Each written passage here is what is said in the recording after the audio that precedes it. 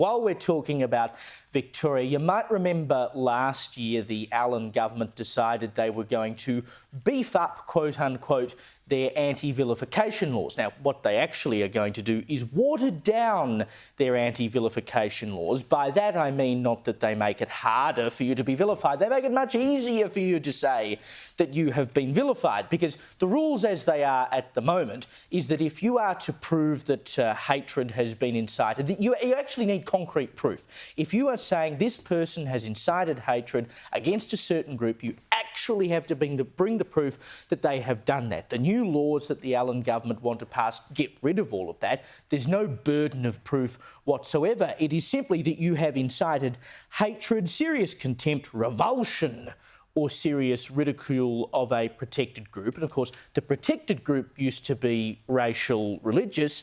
Now they include gender identity, they include transgender people, they include gay people, on and on it goes. The laws, if they get their way, would be expanded significantly to basically everyone, and no proof required to show that you have actually incited any hatred whatsoever. So thank heavens the opposition in Victoria has now said that they will oppose these laws. But never mind, this is how Jacinta Allan says it will actually go. We're just looking after everybody. But let's be clear, this is about sending a very clear message that in Victoria you can be who you are, you can love who you love, you can pray to who you wish to pray to, and that we will make hate against you a crime.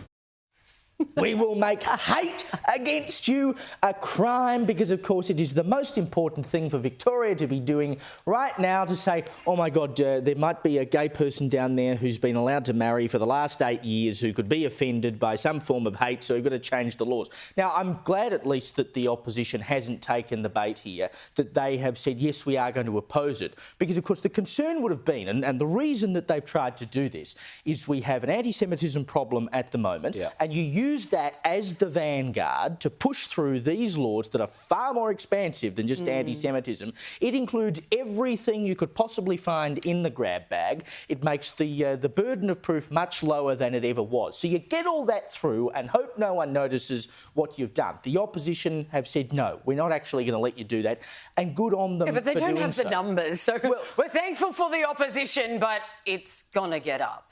Well, it depends on the prospects. Can I just point out, though, the Victorian Premier there is a complete liar when she says in Victoria you can love who you want to love, marry who you want to marry, pray to who you want to pray to. You can't. They made a law that says if you pray for a gay person to become straight, or if you pray for a gender-confused person to, come to their senses, if you like, and be comfortable with their own gender, then you can be prosecuted. So for her to say that in Victoria you can pray to who you want to pray to, well, I guess you can pray to who you want to pray to, but the Victorian government will censor the prayers as you pray them to make sure they are government compliant. She didn't say you can pray about whatever you want to pray exactly about. The point, and that's one of the things that governments are doing. They've stopped talking, if you listen to them, about religious freedom. They now talk about the freedom to practice your religion, which is very different.